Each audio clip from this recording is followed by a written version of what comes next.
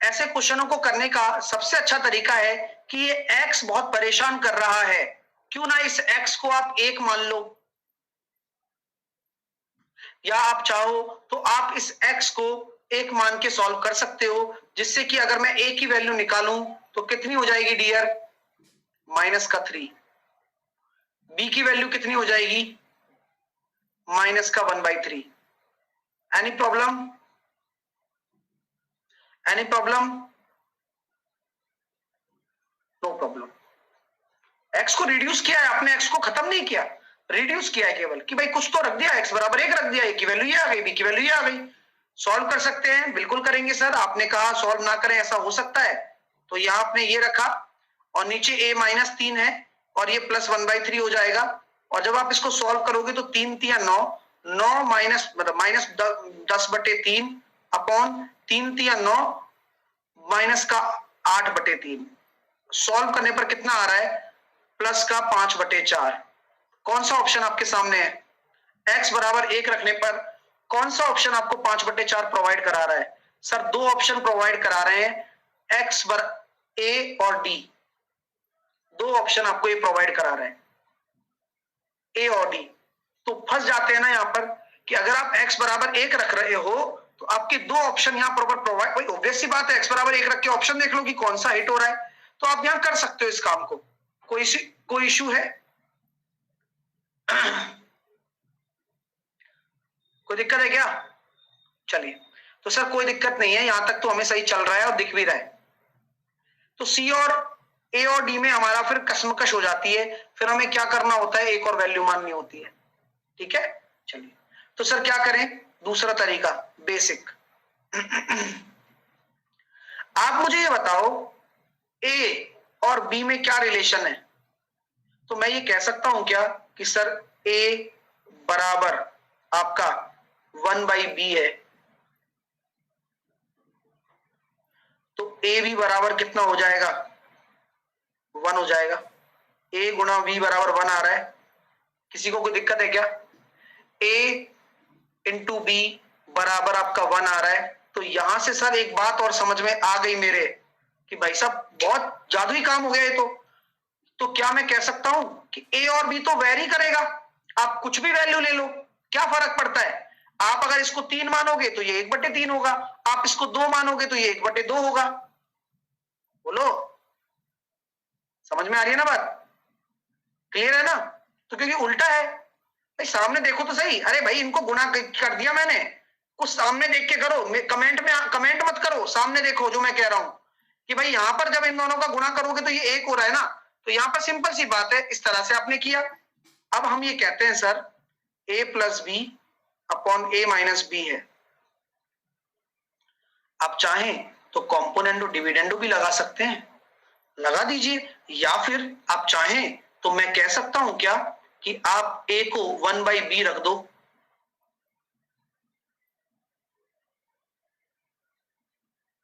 Any problem? ये कितना हो गया, 1 + b² अपॉन 1 - b²। किसी को कोई दिक्कत है क्या यहां तक? बताओ, किसी को कोई समस्या हो तो बोलो ना यार, क्या दिक्कत है? आराम से इसको आप सॉल्व कर रहे हो, 1/a², 1/b², यहां आप रख सकते हो। अब यहां आप a + b की वैल्यू रखोगे तो आपका बहुत टिपिकल पड़ जाएगा। यार ये मतलब बिल्कुल ही मतलब खत्म सिंह आदमी है। सर a या इंटू बी बराबर 1 कैसे आ गया बताओ? अरे यार ये देखो ना, a बराबर 1 + 2x अपॉन 1 - 2x है, क्या ये उल्टा नहीं दिख रहा है क्या? आप यार मतलब बिल्कुल दिमाग नहीं लगाते हो, या वास्तव में आपको कुछ सीखना नहीं है, फिर कहते सर हमें गणित नहीं आती है यार। ये दिख नहीं रहा कि ये एक दूसरे के कटने पर 1 हो रहा है, इन दोनों को गुणा करोगे तो।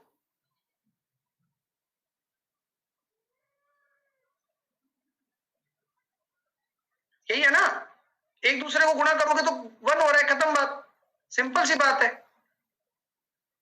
बेसिक से ही ठीक है, बेसिक से ही कर रहे हैं, बेसिक ही है ये। ठीक है, चलिए, तो सर यहां से आप डायरेक्टली आप पुट कर दो, कोई दिक्कत नहीं है, आपके आराम से क्वेश्चन सॉल्व हो जाएगा। वरना आप a बराबर आपने x बराबर आपने 1 रख दिया, अब आप x बराबर क्या रख दो, -1 रख के देख लो या 2 रख के देख लो। जैसे ही आप 2 रखोगे तो बस सामने आ जाएगा सब कुछ। कैसे आ रहा है, 5 बटे -3। बी की वैल्यू कितनी हो जाएगी? -3/5। अपने आप ही होगा, अपन कुछ थोड़ी कर रहे हैं, वो तो है ही ऐसा। ठीक है, अब वैल्यू पुट कर दो यहां पर। अब कौन सी दिक्कत है? 1000 तरीके, लेकिन लगावे तो सही बच्चा। 3/5 अपॉन नीचे कितना आ रहा है? -5/3 प्लस का 3/5। सॉल्व कर लो बस। तो 25 और 9, 25 और 9, 25 और 9 कितना हो जाएगा? 34 माइनस का, और 25 माइनस 9, 25 मतलब ये हो जाएगा कितना? 16। तो कितना आ रहा है? 34/16। तो x बराबर 2 रखने पर कहां आ रहा है आंसर? सर देखो सर, 2 रखने पर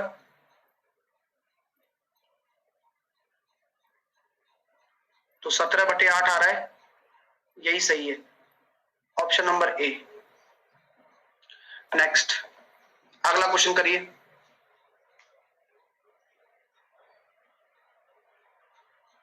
अभिषेक अभी भी नहीं आया समझ में अभिषेक को, तो फिर डियर अब क्या कर सकते हैं? अब जब तुम्हारे अभी भी समझ में नहीं आया वैल्यू रखने के बाद भी, तो कुछ नहीं कर सकते अभिषेक। अगला क्वेश्चन करो आप। सॉल्व नहीं करना चाहते हो, बिना पेन चलाए करना चाह रहे हैं भाई बहुत सारे बच्चे, तो ऐसे थोड़ी ना इंप्रूवमेंट आएगा। सर ज्योमेट्री पढ़ना है, एक बार डिटेल में पढ़ा दो प्लीज। सुबह 11 बजे वाली क्लास में चल रहा है डियर, डिटेल में पढ़ो आकर।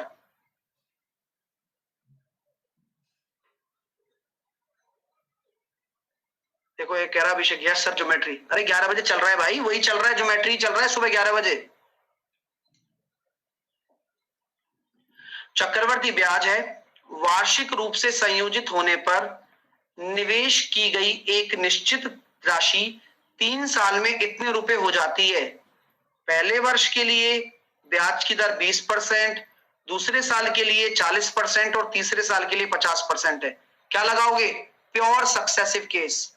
पहले साल के लिए 20%, तो रेट प्रिंसिपल से अमाउंट 5 से 6, 40% के लिए कितना हो जाएगा? 5 से 7, और 50% के लिए 2 से 3। 3 साल में इतना हो जाता है, यानी कि 25 दूनी 50 और 21 छिंगी 126, है ना? तो यहां हम कह सकते हैं क्या कि 12 बराबर अगर 756 आप करोगे तो ये कितना आ रहा है?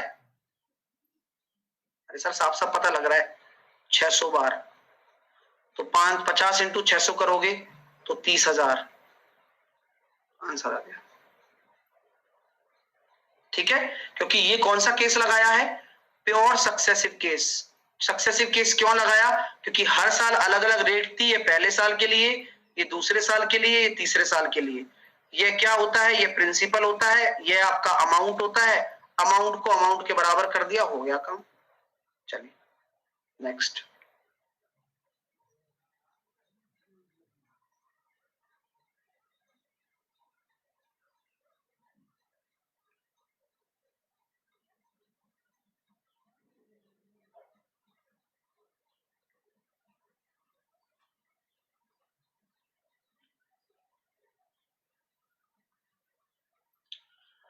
यदि आपकी जो संख्या है ये है 8 और 5 दोनों से डिविजिबल है, तो मैंने इसके आपको एक ही तरीका बताया कि भाई आपको 40 से डिविजिबिलिटी निकालनी है। किससे निकालनी है? 40 से डिविजिबिलिटी आपको चेक करनी है।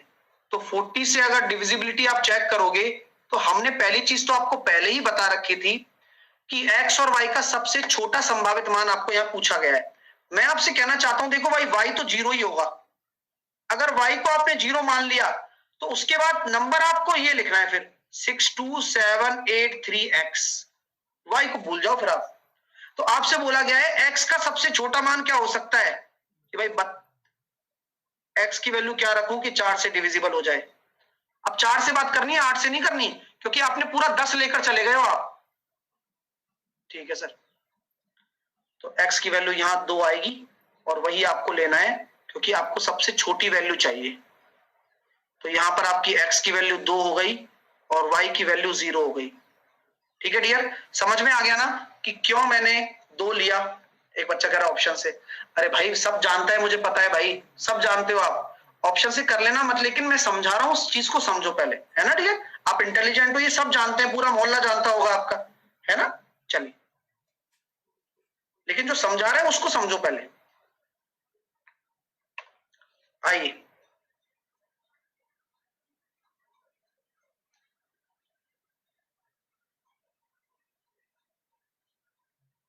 x बराबर 0 होगा सर, x बराबर 0 हो जाएगा क्या? x बराबर 0 रखने पर 4 से डिविजिबल है?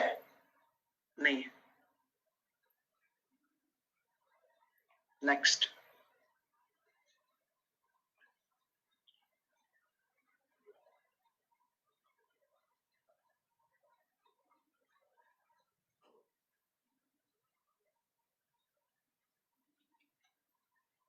करके बताएं। बहुत ही प्यारे प्यारे प्रश्न है, यही सब एग्जाम में आने वाले हैं, मैं पहले ही बता रहा हूं।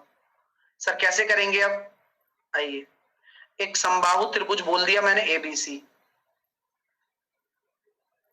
मैंने बना दिया भाई। ये ए है, ये बी है, ये सी है। यहां पर आपकी 3 माध्यिकाएं हैं, एक आपकी माध्यिका एडी हो गई, एक आपकी माध्यिका बीई हो गई, एक आपकी माध्यिका सीएफ हो गई।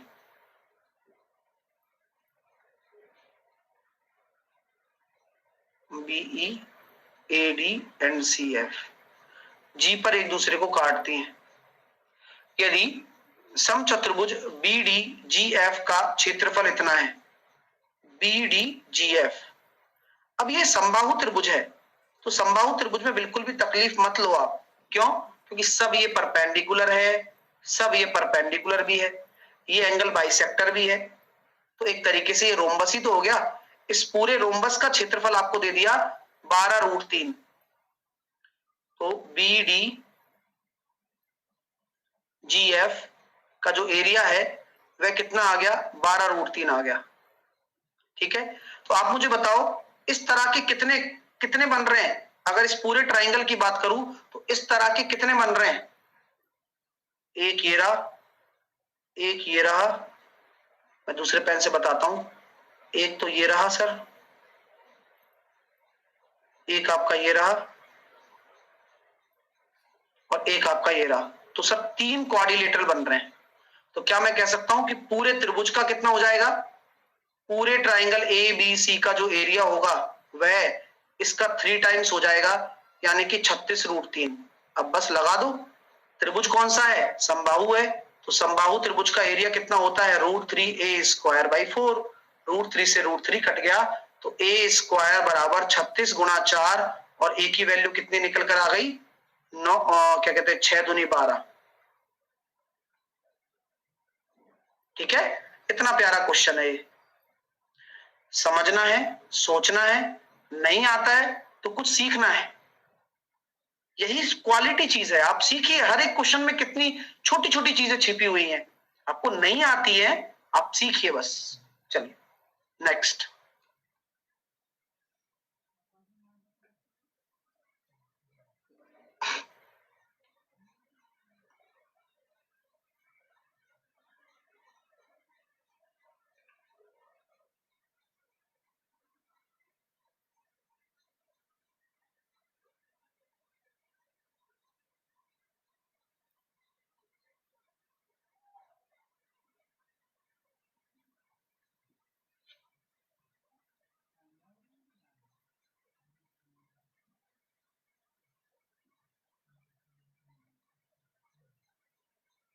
संजू द्वारा खेली गई 20 पारियों का औसत कितना है? 55 है। यदि उसका उच्चतम स्कोर न्यूनतम स्कोर से 90 रन अधिक है और हम इन पारियों को उसके प्रदर्शन से लुप्त कर देते हैं, तो उसकी बल्लेबाजी का औसत 5 रन कम हो जाता है। यानी कि मैं कहता हूं कि 20 पारियों में उसका रन कितना है? 55 औसत है, तो टोटल रन कितने हो जाएंगे सर? 1100 रन बनाए होंगे उसने टोटल। अब मैं कह रहा हूं कि मैक्सिमम और लोएस्ट वाली को घटा दूं तो कितना हो जाएगा? 50 औसत रह जाएगा। कितनी पारियों में? 18 पारियों में, तो यानी कि 900। तो जो 200 रन है, क्या मैं कह सकता हूं वही हाईएस्ट प्लस लोएस्ट आपका कितना है? 200 है। हाईएस्ट माइनस लोएस्ट कितना है? क्वेश्चन में दे रखा है 90 रन, उनका अंतर 90 है। तो आपसे हाईएस्ट स्कोर पूछा है, तो 290/2 145।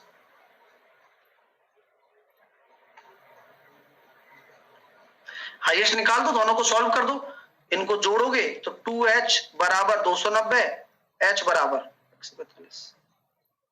बस नेक्स्ट।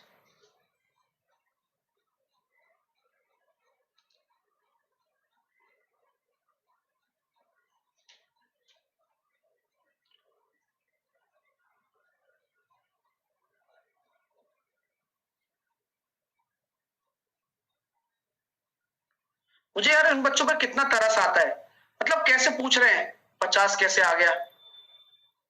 क्वेश्चन क्यों नहीं पढ़ते हो तुम यार। देखो उसकी बल्लेबाजी औसत 5 रन कम हो जाता है, पहले 55 था तो अब 50 हो गया, और 2 पारियां हटा दी, तो पहले कितनी पारियां थी 20, और उन दोनों पारियों को लुप्त कर देते हैं, यानी कि हटा देते हैं, एक्सक्लूड कर देते हैं, तो कितनी बची 18 पारियां, तो टोटल रन कितने 900। तो उन दोनों पारियों में कितने बनाए 200। भाई वो हटाने के बाद ही तो अंतर आ रहा है 200 का, तो वही है 200, दोनों पारियों का योग है वो, और डिफरेंस कितना दे रखा है 90। चलिए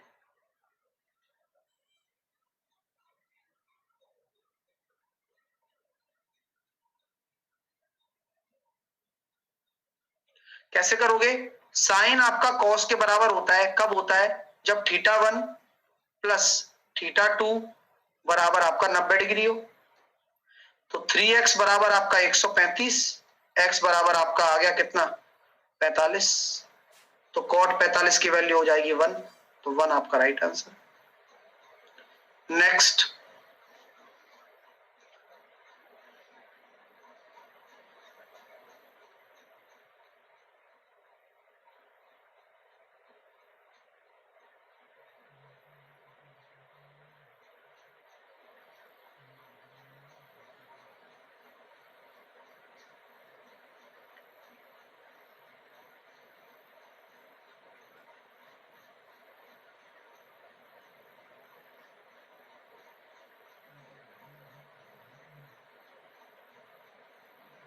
चलिए, दो स्टेशनों के बीच की दूरी कितनी है 2000 है, तो कोई दो स्टेशन हैं, उनके बीच की दूरी कितनी दे रखी है डियर आपको 2000 दे रखी है, देने दीजिए। आपसे क्या बोला जा रहा है, D किलोमीटर की यात्रा के बाद एक रेल दुर्घटनाग्रस्त हो जाती है और वह पूर्व की 80% गति से ही चल पाती है। मान लीजिए यानी कि शुरुआत में उसकी स्पीड 5x थी, तो D किलोमीटर की यात्रा के बाद उसकी स्पीड कितनी हो गई 4x हो गई, क्योंकि एक्सीडेंट हो गया ना। और वह अपने गंतव्य स्थान पर कितनी देरी से पहुंच रही है 7.5 घंटे देरी से पहुंच रही है। बोला जा रहा है कि यदि दुर्घटना 200 किलोमीटर आगे होती, यानी कि यहां से अगर 200 किलोमीटर आगे होती तो क्या कहानी होती, तो वह गंतव्य स्थान पर 6.5 घंटे लेट होती। तो बताइए गति आराम से निकाल सकते हो। ये जो टाइम डिफरेंस आया है 1 घंटे का, ये किस वजह से आया है 200 किलोमीटर की वजह से। तो 200 किलोमीटर की वजह से पहले उसकी स्पीड 5x थी, अब उसकी स्पीड 4x हो गई, दोनों की चालों का अंतर कितना है x है, और टाइम डिफरेंस 1 घंटे। तो आपको क्या निकालना है, रेल की सामान्य चाल, यानी कि 5x की वैल्यू आपको निकालनी है। तो x से x काटो, 4 से काटो 50 बार, तो आपकी वैल्यू आ गई 50। यही आपकी स्पीड है जो कि सामान्य गति है। हो गया, बस 5 सेकंड का क्वेश्चन था। नेक्स्ट।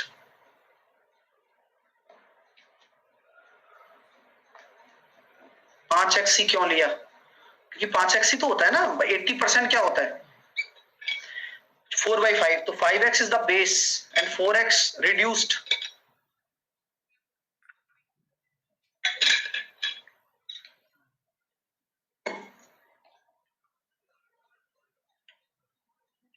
क्या बोला जा रहा है, ओ केंद्रित वृत्त, यानी कि एक आपकी ए बी आपकी कॉर्ड है और ओ आपका एक केंद्र है, और ओसी जो है वो ए बी पर लंबवत है,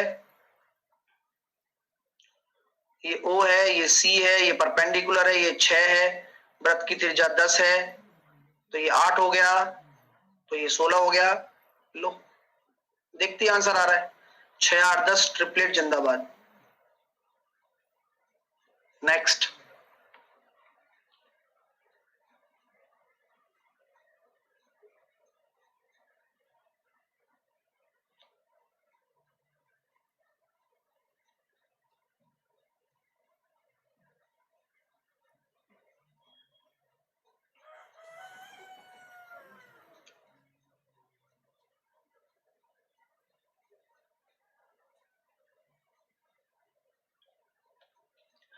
काफी प्यारा प्रश्न है। आप जानते हो कि किसी भी संख्या को अगर 9 से डिवाइड करते हो तो आप क्या देखते हो? आप देखते हो सम ऑफ डिजिट, अंकों का योग ही तो देखते हो। यानी कि आपको क्या करना है?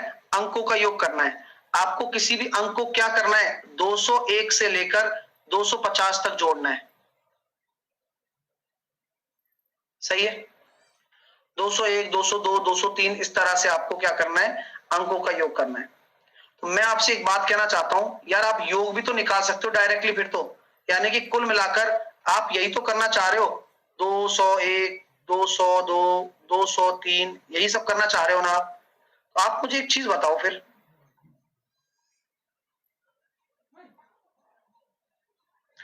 नंबर ऑफ टर्म्स कितनी होंगी? सर 250 में से अगर आप 201 घटा रहे हो +1, 50 नंबर ऑफ टर्म्स हो जाएंगी।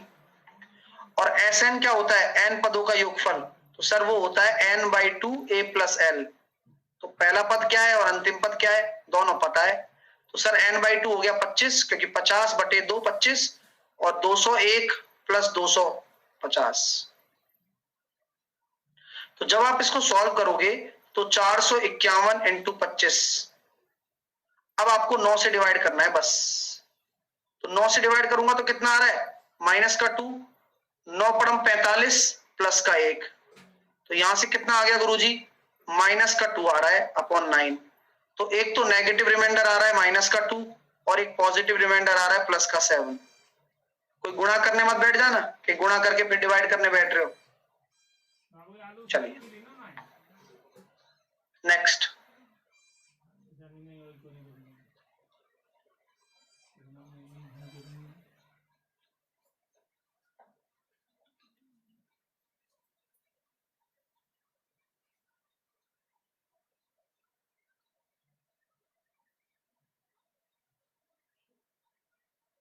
कुछ बच्चों ने अपने नए नए तरीके निजात आजाद कर लिए हैं। जैसे कि कुछ भाई भाई कहना चाह रहे हैं कि सर 250/9 ही करके देख लो ना डायरेक्टली।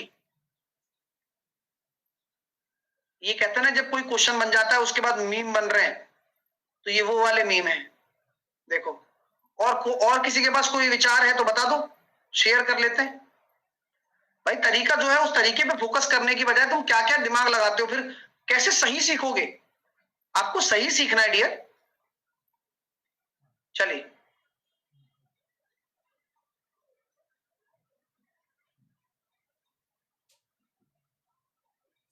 तो सर ऐसे क्वेश्चन में क्या करते हैं, ये आपका एक पॉलिनोमियल दे रखा है और यहां इससे आप डिवाइड कर रहे हो, तो यहां आपके दो फैक्टर बन गए, एक x-1 और एक x+1 बन गया ना?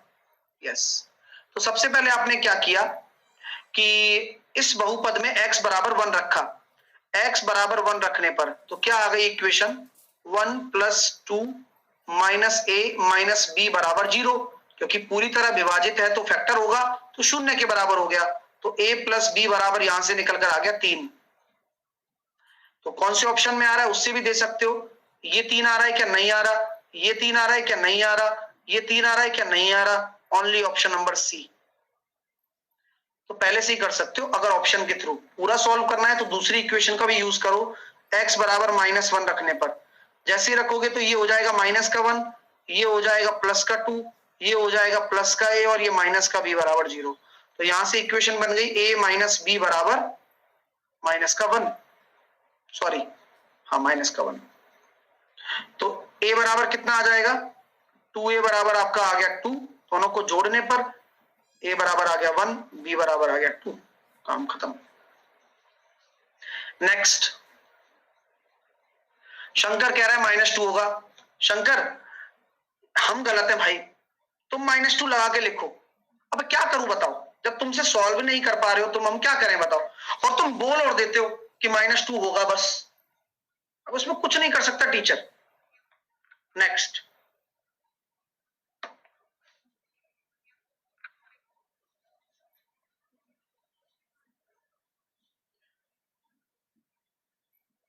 चेक कर लिया करो भाई, सॉल्व कर लिया चलो, गलती कभी कभार हो जाती है हमसे भी, लेकिन आप भी एक बार चेक करके देख लिया करो कि यार कहीं गलती तो नहीं कर रहा सर और बाकी सब बच्चे एक ही आंसर दे रहे हैं।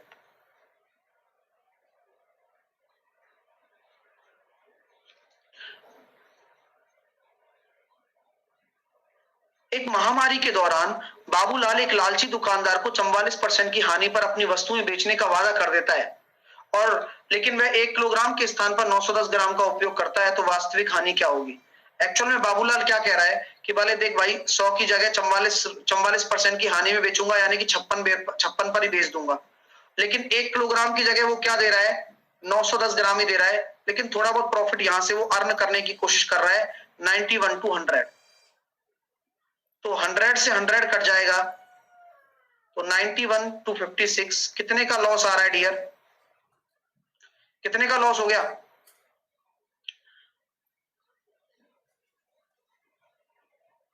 35 का हो रहा है। 91, एक बच्चा कह रहा 91 कैसे आया? 1 किलोग्राम की जगह 910 ग्राम दे रहा है, ये लाइन भी पढ़नी होती है, ये क्वेश्चन के बाहर नहीं है।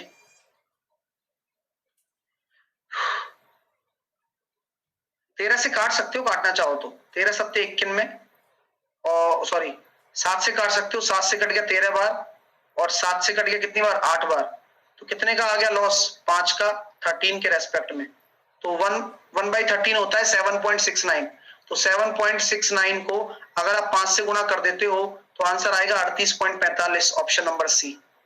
देखती बन रहा है, ठीक है, तो इतना आसान होता है अगर आप करना चाहें तो। नेक्स्ट,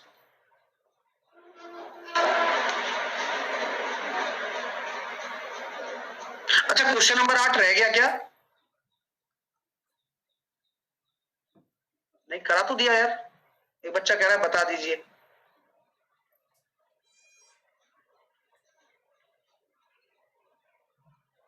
छप्पन कहां से आया? 44% के लॉस को 100 से 56 ही तो लिखोगे भाई। आपको 44% का लॉस के बारे में बोलूं मैं, तो आप क्या कहोगे भाई, कोई चीज 100 रुपए की है तो आप 44% के लॉस में बेच रहे हो, तो आप 56 में ही तो बेचोगे डियर। तो ये लो, चलिए इस क्वेश्चन को करते हैं। आपको पता है ना क्या मैं कह पा रहा हूं, कह सकता हूं, कह दूंगा क्या? हाँ हाँ सब कर दो सर। तो देखो डियर, नीचे का पहले काम करते हैं, तो ये नीचे पूरा क्या हो गया, ये 1 हो गया, तो क्या मैं इस पूरे को 1 बोल दूं? कोई शक? बोले नहीं कोई शक नहीं है। चलिए, तो सर ऐसी बात है तो यहां हम इसको लिख सकते हैं क्या, साइन 23 को, साइन 23 को क्या मैं लिख सकता हूं cos 67? बोलो यस। तो सर ये हो गया cos स्क्वायर 67, tan 45 का मान 1 होता है। इसी प्रकार क्या मैं इसको लिख सकता हूं साइन 67 को क्या लिख सकता हूं मैं, cos 23, तो ये कितना हो गया साइन स्क्वायर 23, cos स्क्वायर 23। तो आप जानते हैं cos square a plus cos square b बराबर 1 होता है जब a प्लस b बराबर 1 हो जाए। तो ये 1 आ रहा है ना, 90 डिग्री आ रहा है ना, a प्लस b बराबर 90 डिग्री हो जाए। नेक्स्ट,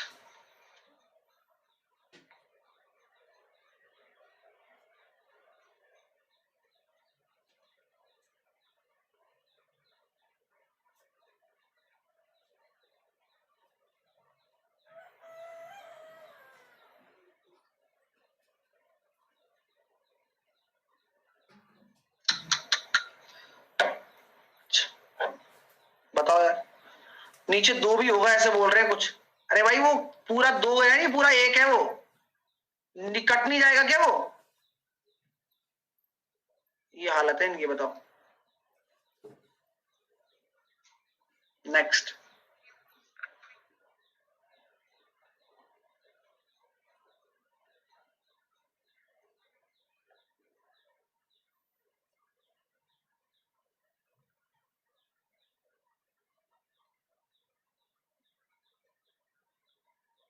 चाय की कीमत में 14% की वृद्धि हो गई, उपभोग में कितने परसेंट की कमी हो कि व्यय में 8% की वृद्धि हो जाए?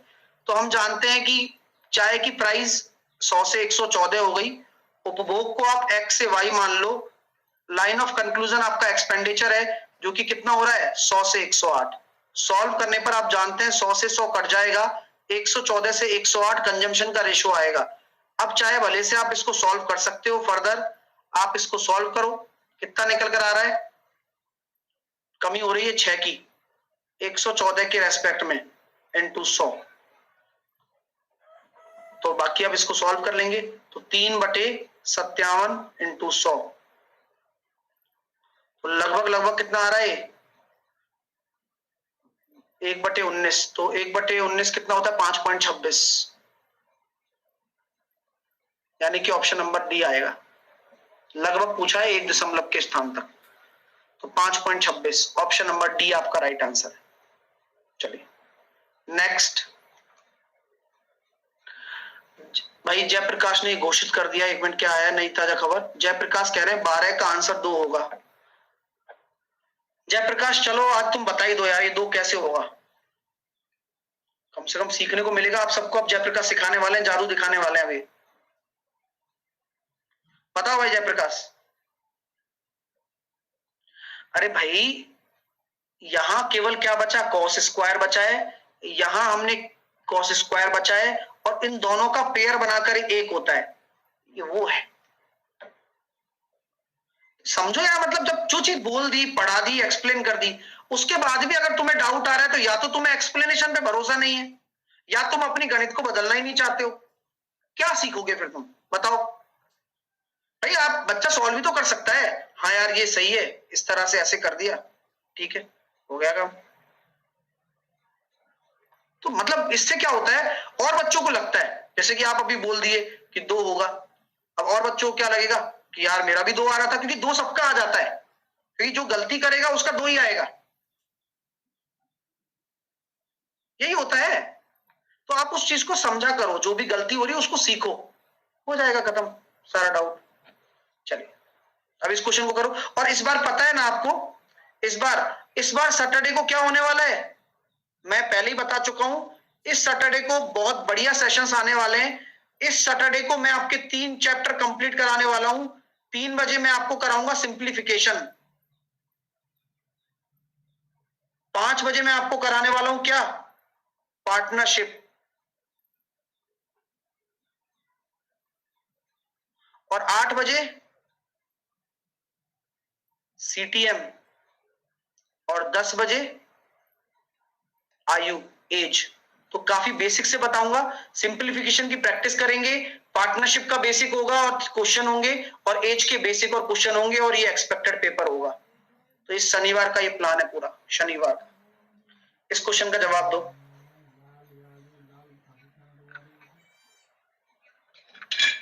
सीटीएम मतलब पूछ रहा है, अरे इसी में ही बैठा है, सीटीएम में ही बैठे हो आप, कैच द मैथ।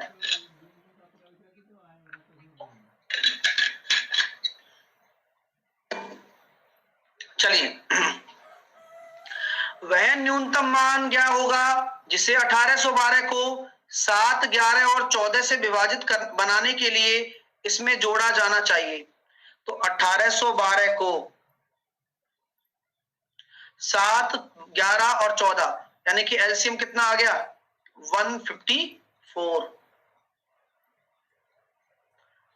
तो आपको फॉर्मेट बनाना है ना कि वह न्यूनतम मान जिसे 1812 को 7, 12, उसमें ऐसा क्या जोड़ दूं डियर जो 154 के मल्टीपल के करीब हो जाए बस।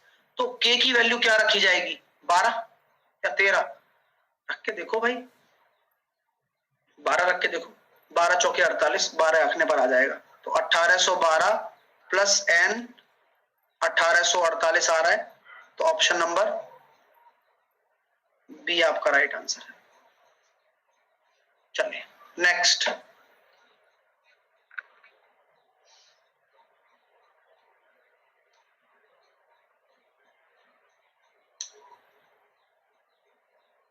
अनअकैडमी पर होता है, हर शनिवार होता है डियर। कुछ नए बच्चे हैं उनको पता नहीं होगा शायद, अनअकैडमी पर होता है हर शनिवार को। 8 बजे तो यही होगी ना क्लास, डेली होती है क्लास। चलो, 300 के कितने गुणनखंड संभव है? तो 300 के पहले सबसे पहले क्या करोगे? अगर आपको नंबर ऑफ फैक्टर्स निकालने हैं तो सबसे पहले क्या करोगे? Prime factorisation. 25 चौकी 100, तो 2 का स्क्वायर और 5 का स्क्वायर, तो इसको सही ढंग से लिख दो, 2 का स्क्वायर, 3 की पावर 1 और 5 का स्क्वायर। तो नंबर ऑफ फैक्टर कैसे निकालेंगे? इसमें +1 कर दिया, 2 + 1 3, 1 + 1 2 और 2 + 1 3, 3 3 9 दूनी 18। Total number of prime factor,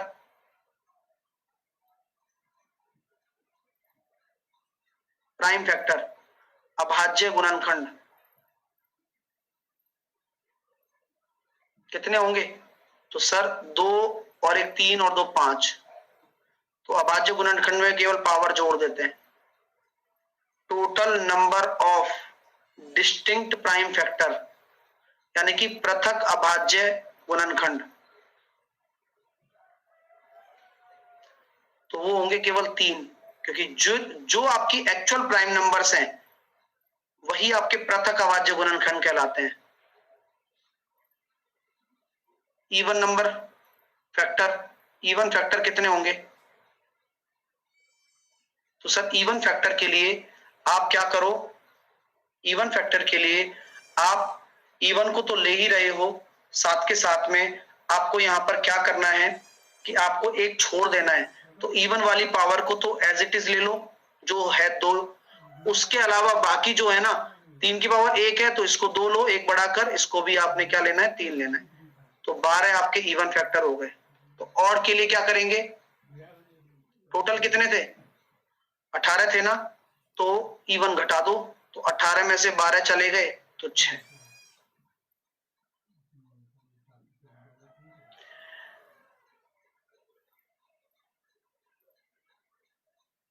बताइए परफेक्ट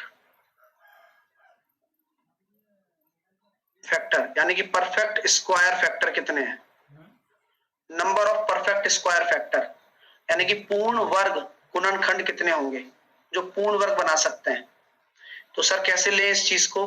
मैंने कहा भाई देखो, 2 की पावर 2 है, 3 की पावर 1 है और 5 का स्क्वायर है। आपको क्या करना है? 2 की पावर 0 से शुरू करना है, 2 की पावर 1 और 2 की पावर 2, 3 की पावर 0, 3 की पावर 1, 5 की पावर 0, 5 की पावर 1 और 5 की पावर 2। तो आप कौन कौन से ले सकते हो?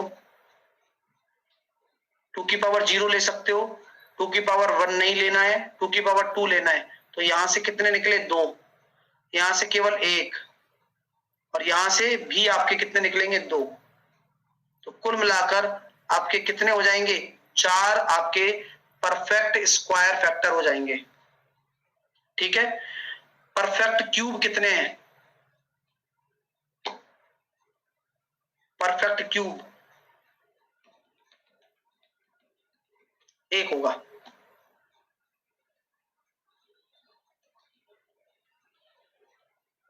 परफेक्ट क्यूब कितना होगा? 1 होगा। ठीक है, चलिए नेक्स्ट क्वेश्चन।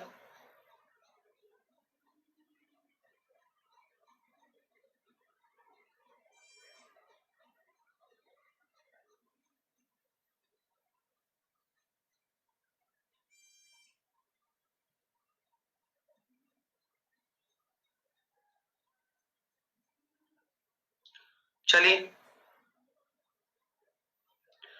एक खोखले घनाभ का कुल पृष्ठीय क्षेत्रफल 340 है यदि घनाभ की लंबाई और चौड़ाई क्रमशः 10 और 8 है। ठीक है, तो सबसे लंबी छड़ की लंबाई क्या है घनाभ के अंदर नियोजित किया जा रहा है? तो हम ये कह सकते हैं कि खोखले घनाभ का कुल पृष्ठीय क्षेत्रफल क्या होता है डियर? तो अगर हम टोटल सरफेस एरिया की बात करें तो 2 इंटू लंबाई इंटू चौड़ाई, चौड़ाई इंटू ऊंचाई और ऊंचाई इंटू लंबाई, यही किसके बराबर है? 340 के। अगर इसको मैं देख रहा हूं तो लंबाई और चौड़ाई मुझे पता है ना गुरुजी? हाँ, तो ये हो जाएगा 80। और क्या पता है?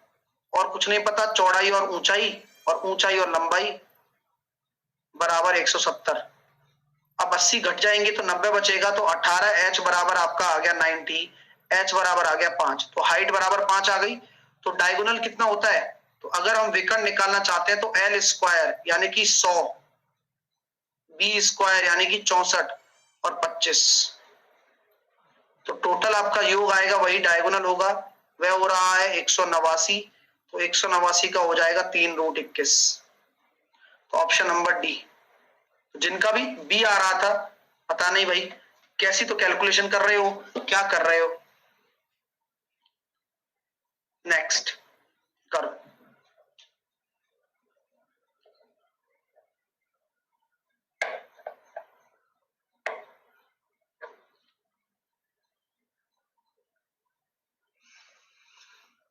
अरे हॉलो क्यूबॉइड से कोई फर्क थोड़ी पड़ता है भाई, क्या दिक्कत है उसमें? क्या दिक्कत है? हॉलो क्यूबॉइड में क्या दिक्कत होगी? पता नहीं, वो जो कुछ मतलब की चीज नहीं है उस पर ज्यादा ध्यान देना है बस।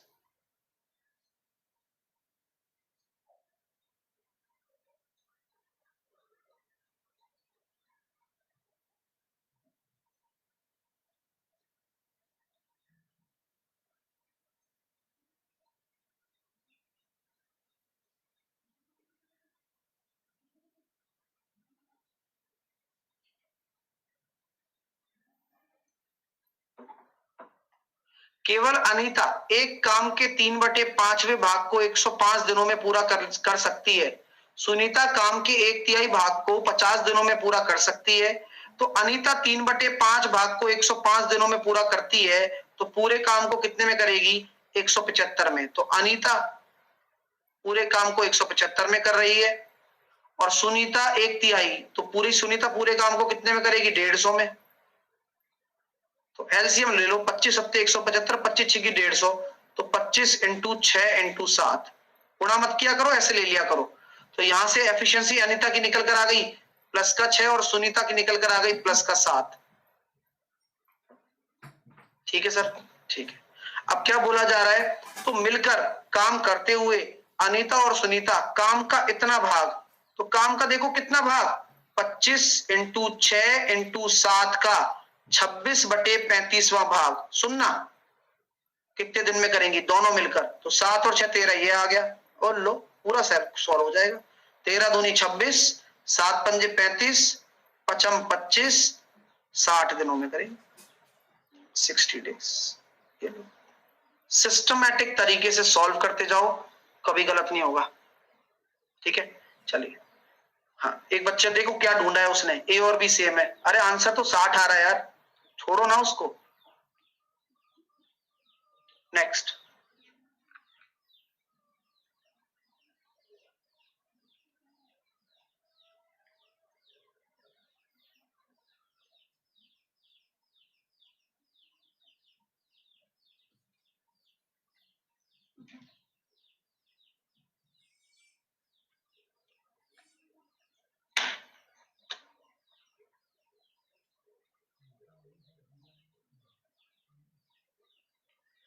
ए बराबर आपका 16 है, बी बराबर आपका 18 है और सी बराबर 20 है। इसकी वैल्यू निकालनी है।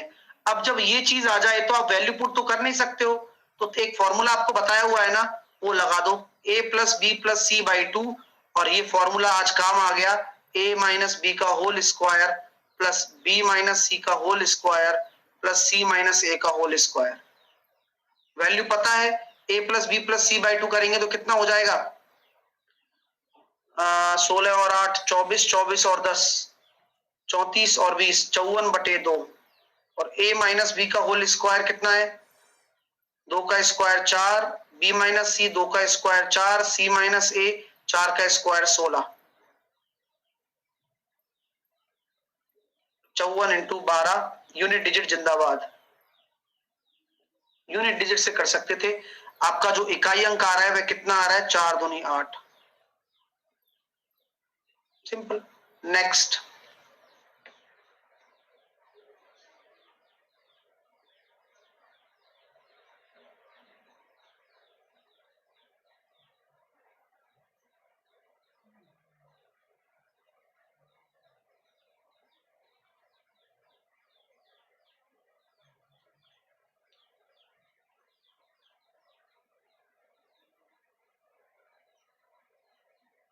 सर बेसिक से क्लास कब से शुरू होगा?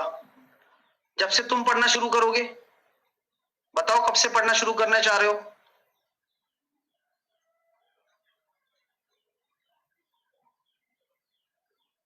कल से कर लो, कोई दिक्कत नहीं है।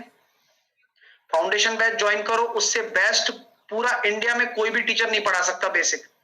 जितना डीपली मैंने पढ़ाया है फाउंडेशन बैच में, पढ़ सकते हो, जाकर देख सकते हो, और इंप्रूवमेंट आएगा ही आएगा।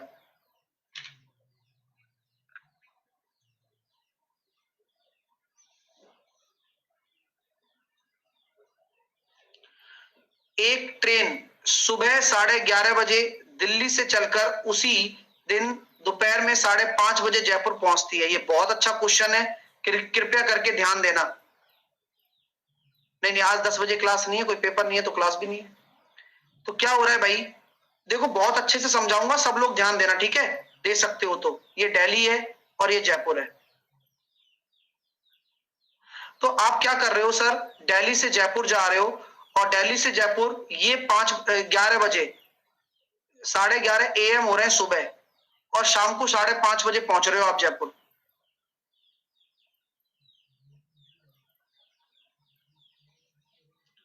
और आपसे क्या बोला जा रहा है कि भाई साहब 1:30 बजे आप जयपुर से निकल रहे हो, जयपुर से भी आप निकल रहे हो 1:30 बजे, दूसरी ट्रेन है, और आप कहां पहुंच रहे हो 6:30 बजे शाम को। अब आप मुझे बताओ ये किस समय पर मिलेंगी? क्या कोई दूरी दे रखी है क्या? ना, कोई दूरी नहीं दे रखी, कोई चाल नहीं दे रखी, कुछ नहीं दे रखा, केवल और केवल टाइम दे रखा है, और टाइम ही निकालना है। दूरी निकाल सकते हो क्या? Not possible. क्या हम कोई स्पीड निकाल सकते हैं क्या? Not possible. मान सकते हैं, गणित क्या कहती है, आपके लिए जो चीज उपयोगी नहीं है वो आप मान लो, और जो चीज एक्चुअल है, एक्चुअल क्या है? टाइम, टाइम ही निकलेगा। तो निकालते हैं, चलो। आपसे मैं सिर्फ ये कहना चाहूंगा कि दिल्ली से जयपुर पहुंचने के कितने समय लग रहे थे? जाने वाली गाड़ी कितने घंटे ले रही है? बोले सर ट्रेवलिंग टाइम है 6 घंटे, और 1:30 से 6:30, तो यहां कितना लग रहा है सर? आने में कितना समय लग रहा है? 5 घंटे। तो आप एक ऐसा इन 6 और 5 से कटने वाली दूरी मान लो ना। तो मैंने मान ली सर दिल्ली से जयपुर की जो दूरी है वह हमने मान ली 30 यूनिट। कोई दिक्कत? चलिए अब समझ लीजिए ना। तो मुझे बताओ जाने वाली जो गाड़ी है, ट्रेन है, उसकी स्पीड कितनी होगी? जब वो 6 घंटे में पहुंच रही है 30 यूनिट, तो उसकी स्पीड हो जाएगी 5। ये भी वर्चुअल है सब। और आने वाली की 6। ठीक है, क्लियर है? एक मिनट, परमानेंटली ब्लॉक करवाता हूं पूरे अनअकैडमी से। क्या नाम है इसका? अजीत खरवार को।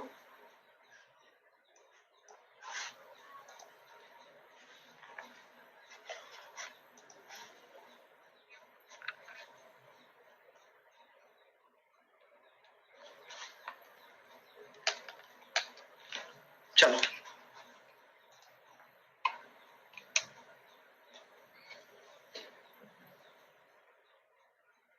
आइए अब देखते हैं। तो यहां मैं कह सकता हूं कि यहां पर आपके सामने कितना होगा? 30 होगा। ठीक है, अब आप मुझे बताओ कि ये 6 की स्पीड से चल रहा है, ये 5 की स्पीड से चल रहा है, तो क्या आप रिलेटिव स्पीड लगा दोगे क्या? हाँ, अभी रिलेटिव स्पीड लग जाएगी क्या? नहीं लगेगी। क्यों? क्योंकि जो 6 से चल रहा है वो कितने बजे चल रहा है? 1:30 बजे, और यहां से 11:30 बजे, तो 1:30 बजे ये कहां होगा? 2 घंटे में 10 चल चुका होगा। तो अब मैं कह सकता हूं सर ये स्थिति सही है। अब दोनों तरफ से 1:30 बज रहे हैं, और उनके बीच की दूरी अब कितनी बची है? 20 बची है केवल। अब लगा सकते हो आप कि 6, ये 5 है, ये 6 है, दोनों की सापेक्ष चाल 11 है, तो टाइम कितना हो जाएगा 20 और 6 और 5 11। कोई दिक्कत नहीं। अब 20/11 को बदल लो, आओ। तो 20/11 को सॉल्व करेंगे तो कितना आ रहा है 11 एकम 11 बचे कितना 9/11। इसको आप 60 से गुणा करो तो मिनट में भी बदल सकते हो।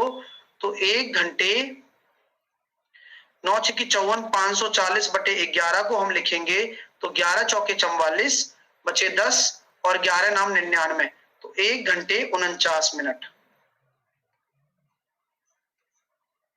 तो कितने बजे मिलेंगे डियर 1:30 बजे के, क्योंकि 1:30 बजे के बाद है ना, तो 1:30 बजे के बाद में 1 घंटे 49 मिनट बाद मिलेंगे, यानी कि 3:19 पे। क्लासिक क्वेश्चन है। एक बच्चा कह रहा है सर 20 कैसे आया, अरे वही तो समझाया था यार, क्योंकि 1:30 बजे की स्थिति देखो तो ये 11:30 बजे चल रहा है, तो दो घंटे चलेगा ना, ये 5 की स्पीड से 2 घंटे चल जाएगा, तभी तो टाइम सेम हो पाएगा दोनों तरफ का। टाइम सेम किया है, यहां 1:30 बजे देख रहे हैं अपन कहां पहुंचेगा ये, तो 1:30 बजे से दूरी लेंगे अपन, 20 रह जाएगी ना। नेक्स्ट आइए अगला क्वेश्चन।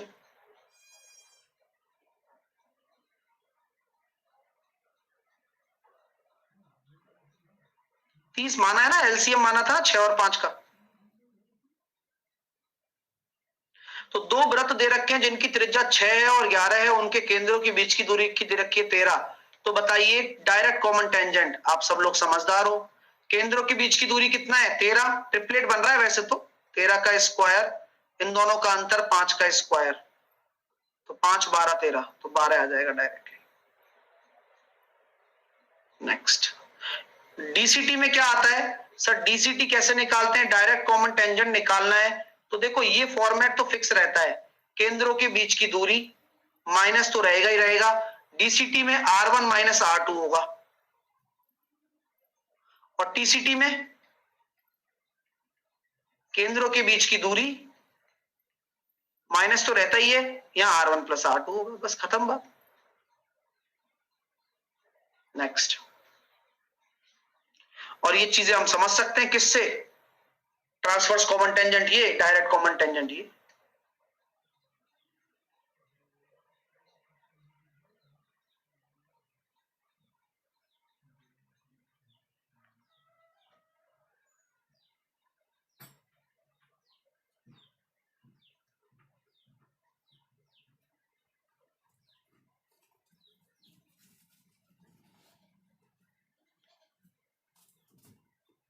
कैसे करेंगे डियर, ये हो गया 4, ये हो गया 2, तो 2 माइनस 4 प्लस 3, ये हो गया 1, ये कितना हो जाएगा 12, 17 में से 5 12 गए तो 5 प्लस 1 6, और 8 में से 4 गए तो 4, तो 4 और 5 9 और 1 10।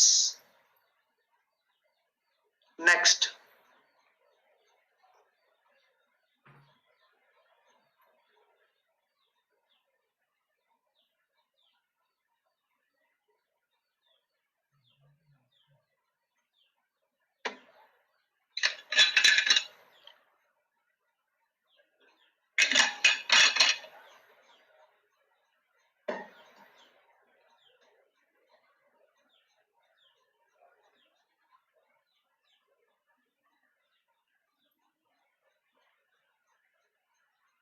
एक्स और वाई एक काम को 12 दिन और 10 दिन में पूरा करते हैं, जेड की मदद से एक्स वाई मिलकर 5 दिन में करते हैं, तो पहले तो आप एफिशिएंसी निकालो, तो टोटल वर्क मान लिया आपने 60, ये हो गया 5, ये हो गया अपने पास 6, और ये हो गया 12, तो x प्लस वाई कितना हो रहा है 11, और जेड हो गया 1, तो जेड को हिस्से में कितना मिलेगा, तो भाई देखो बांट लो एफिशिएंसी के रेशो में, तो 12 रेशो बराबर 12,000, जेड को मिलेगा 1,000।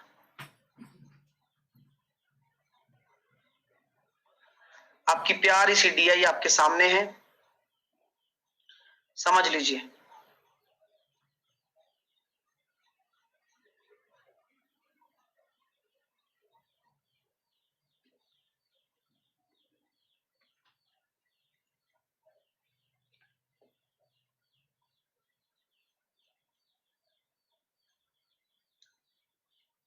ब्लर आ रहा है क्या? ये 25 है, ये 30 है, ये 40 है, ये 48 है, ये 53 है, ये 64 है, ये 32 है, ये 38 है। 2017-18 में विज्ञान और 17-18 मतलब पिंक, विज्ञान और गणित के छात्रों की औसत संख्या, तो विज्ञान और गणित तो 25 और 53 की औसत, तो 25 प्लस 53 यानी कि ये हो गया कितना 78/2 यानी कि 39 औसत संख्या। और 2018-19 में वाणिज्य और उसकी औसत संख्या में अंतर कितना है? तो कॉमर्स कितना है 48 और व्यवसाय 38, तो 8 और 8 16, 86/2 43, तो डिफरेंस कितना आ रहा है 4 का, वही आंसर है। नेक्स्ट,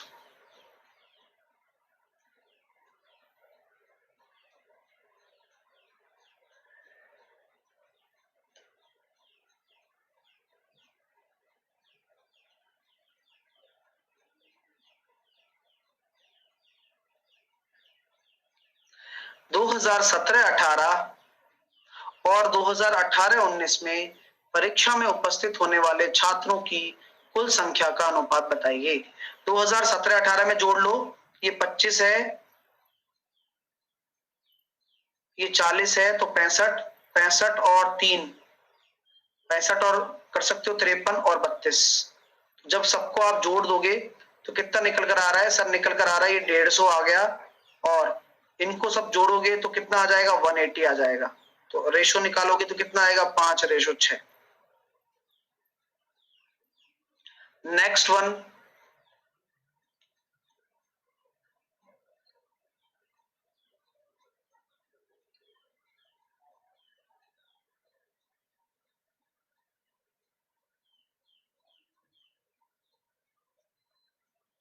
दो 2017-18 में उपस्थित होने वाले छात्रों की कुल संख्या 2018-19 में उपस्थित होने वाले छात्रों की कुल संख्या से कितना कम है? अभी बताया था ना 180 और 150, कितना कम है 30, किसके रेस्पेक्ट में 180 के रेस्पेक्ट में, इंटू 100, 1/6 यानी कि 16.66। तो ये है पूरे के पूरे क्वेश्चंस। उम्मीद करता हूं मजा आ गया होगा। जिनका भी CHSL का पेपर है इस नंबर पर